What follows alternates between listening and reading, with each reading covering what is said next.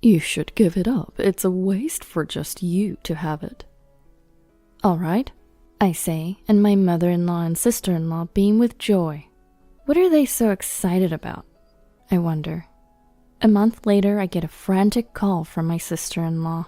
Wait, what's going on? There are strangers living in the house. Trying to stifle a laugh, I respond. I sold the house. My name is Chelsea, a 32-year-old office worker. I've been married to Dale for 5 years now. We were originally college classmates, and we reconnected at a mutual friend's wedding. Even after we became working adults and gained various experiences, being around him always made me feel like I was back in college. That comforting feeling led us to start dating, and after about a year, we got married. Though we were just good friends in college, now he's my life partner. I can't imagine my life without Dale. We both continued working after getting married, committed to our jobs. We decided when we got married to not overburden ourselves with household chores. So when we're tired, we're totally fine with grabbing some ready-made meals, and we're all about using frozen foods. For cleaning, we rely on our Roomba during weekdays and only do detailed cleaning when we have some free time over the weekend. We have a washer and dryer combo, so by morning our everyday clothes like t-shirts are ready to wear. For garments that we don't want shrunk, like fancy clothes, we wash them on weekends, which makes laundry a breeze. By not pushing ourselves too hard, we've been able to live with minimal stress and enjoy a peaceful life. Time flew, and before we knew it, 5 years had passed, but we're still a happily married couple. But even so, married life comes with its challenges. Our main concern has been my mother-in-law, Ellen. You better show up at the family gathering this year. Well, work's busy, so I'm not sure, but if we can make it, we will. You say that, but you're planning not to come, aren't you? You're so rude. You're no son of mine. Oh, she hung up. Since Dale had the call on speakerphone, Ellen's angry voice filled our home. She's being hysterical, isn't she? Seriously, is she completely clueless as to why we deliberately don't attend? Dale had always struggled with Ellen, his mother, too. The root of it, Ellen had always favored his sister Luella over him since they were kids. Luella was drop-dead gorgeous. Wherever she went, people couldn't help but compliment her beauty. Even when she was little, just walking around with Luella would get them stopped by a bunch of people. Ellen reveled in her daughter Luella's looks. On the other hand, while Dale wasn't unattractive, he looked pretty average. As a result, Ellen showered affection solely on Luella. It didn't matter what Dale did. He could never earn a compliment. But Luella? She was praised just for existing. Candy, toys, you name it. Everything was given to Luella. When their father was around, he would try to level the playing field, but he was often away on business, leaving the children with their mother. As a result, Dale often felt incredibly lonely, and that dynamic hasn't changed, even now that Dale is an adult. Luella is incredibly beautiful. Dale, on the other hand, is such a letdown. If only he had landed a job at a big company, he could have saved face, Ellen would say. True, the company Dale joined wasn't well known back then. However, now it's a thriving business. Dale has always been someone who isn't swayed by titles. He's driven by passion. So during job hunting, he researched various companies and applied only to the ones that genuinely interested him. As a result, he's happy at his job and even works as a department head at 32. He earns significantly more than his peers at larger companies, and most importantly, he isn't stressed about money. But Ellen, she only cares about appearances, so she's clueless about Dale's actual achievements. Both Dale and I used to attend family gatherings, but since Dale's father passed away 3 years ago, we stopped going. He was our only ally. Now going to those gatherings means enduring abuse from Ellen and contempt from Luella. We do our best to avoid contact with Ellen, but she keeps trying to interfere in our lives. She's even shown up unannounced at our house. During such times, Dale would lock the door and tell her to leave. She'd then yell for a while, but eventually leave when Dale warned her he'd call the police on her. We generally don't reach out to her, so these incidents are thankfully infrequent. But she still contacts us regularly, which is quite annoying. The worst was when we built our own home last year. We had discussed what we both wanted and built a house where we planned to live forever. It was a dream come true. We were living blissfully until Ellen showed up unannounced one day. When I saw her face on the intercom, I almost lost it. Neither Dale nor I wanted to get involved in any mess, so we hadn't told Ellen or Luella that we were building our home. We had previously received an angry call from Ellen asking, "When did you guys move?" At that time, Dale lied, saying, "Our lease was up, so we moved to a different rental apartment."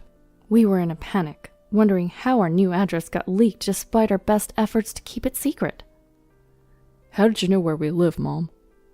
Dale questioned through the intercom, to which Ellen responded with a sinister laugh.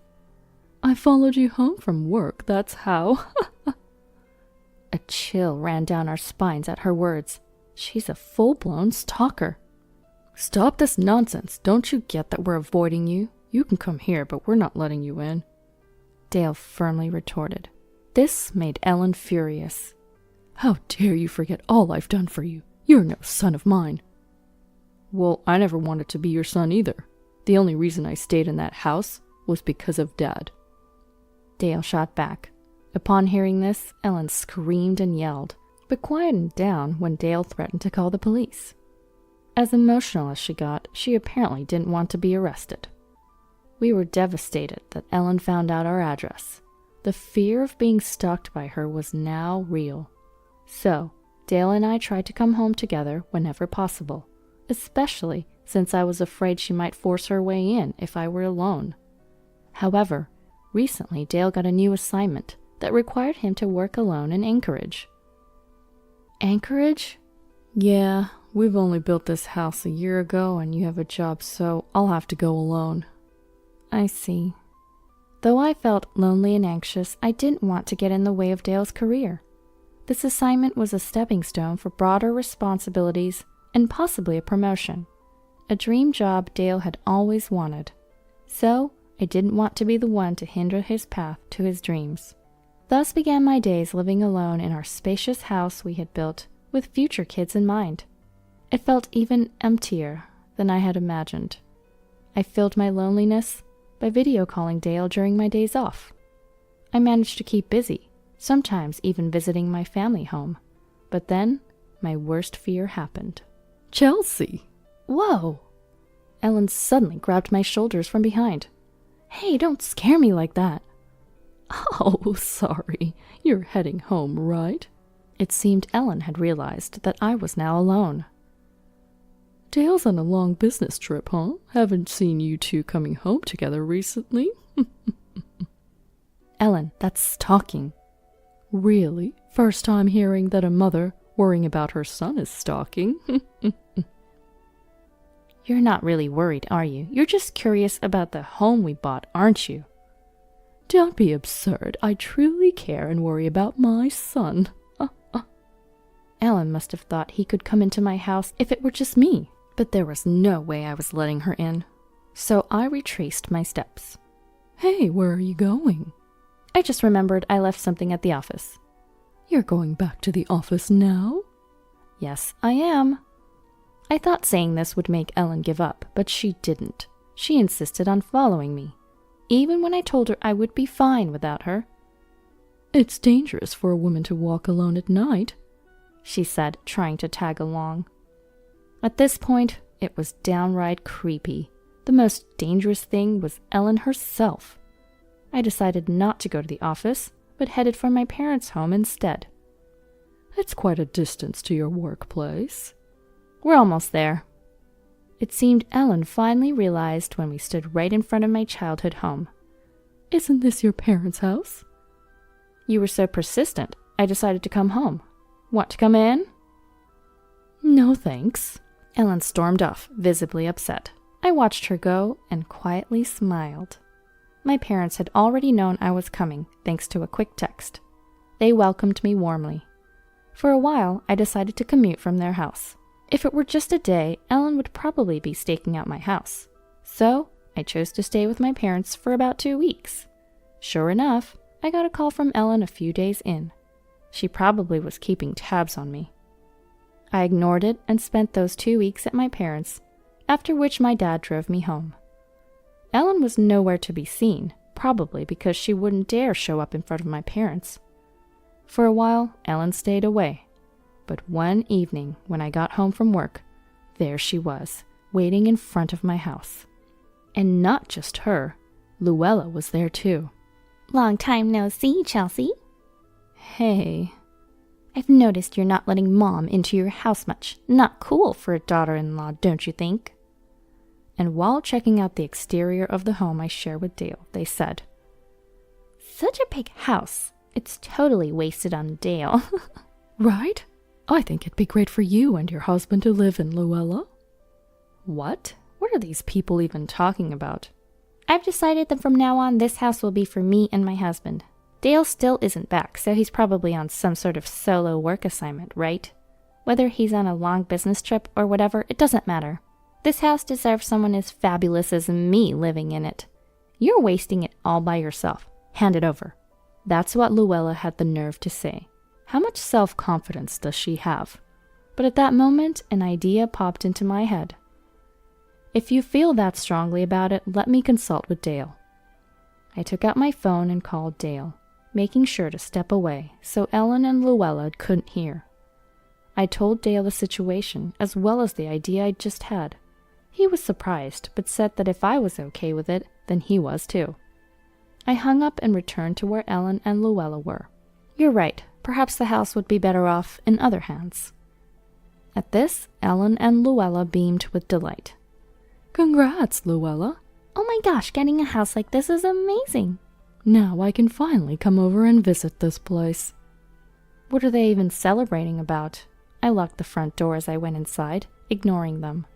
Hey, we're moving in next month. Make sure you're gone by then. With that, Luella and Ellen left.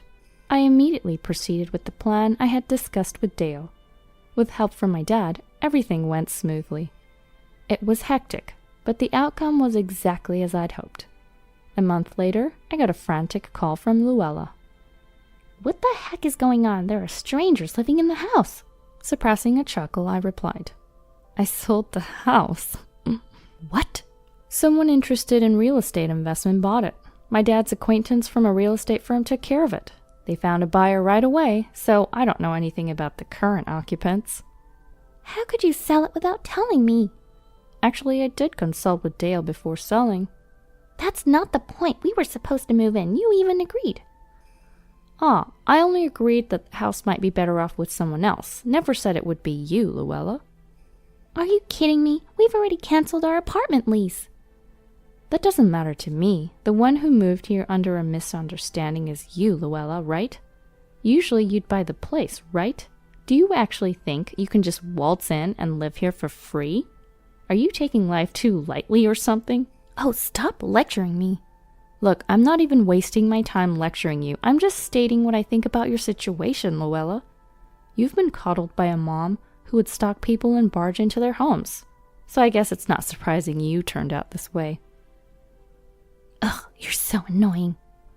Feel free to be annoyed, but do you hear that? Sounds like a police siren. Luella, are you already making a scene in front of a house that's already owned by someone else? What? No, wait. We moved here. Seems like the police had been called on my sister-in-law and her husband. I had hung up the call by then, but from what I heard from the neighbors, Luella kept insisting that it was their house. However, the person inside the house showed the land deed, proving it was Luella's, and they were then taken away by the police. Ellen rushed to the police station and managed to get them temporarily released. But Luella was severely shaken by the experience. What's worse, word spread quickly, and Luella started receiving mocking texts, which apparently damaged her emotionally. She began to blame Ellen for everything, and their relationship hit rock bottom. Since they no longer had a home, they had no choice but to move into their parents' house. The atmosphere was incredibly awkward, living there as a trio. But it seems like Luella's husband couldn't take it anymore and ended up having an affair about a month later. Now, Luella and he are in the midst of a messy divorce. As for me, I sold my house and moved to Anchorage to start a life with Dale. I had planned to quit my job and find a new one locally, but got approval to work remotely. So now I'm juggling household chores and welcoming Dale home every day while working from home. Being able to spend time together as a couple makes me realize how happy we can be no matter where we are. I cherish my time with Dale and look forward to spending the rest of my life with him.